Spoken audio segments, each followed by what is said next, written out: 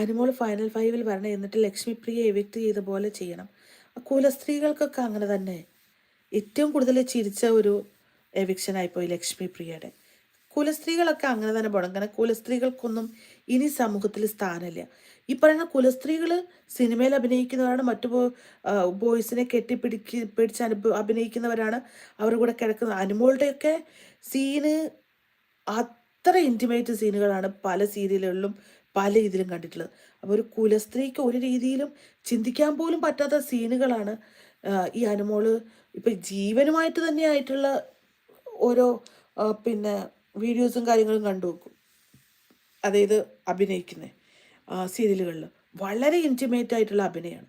അപ്പോൾ ഒരു കുലസ്ത്രീ എന്ന് എന്ന് പോലും പറയാൻ പറ്റാത്ത വ്യക്തിയാണ് അനുമോൾ. ആ വ്യക്തിയാണ് ഉള്ളിൽ വന്ന ആര്യനെയും ജിസേലിനെയും അവർ ചെയ്യുന്ന തെറ്റ് കണ്ടുപിടിക്കാൻ പുതപ്പ് നോക്കി നടക്കുന്നത്.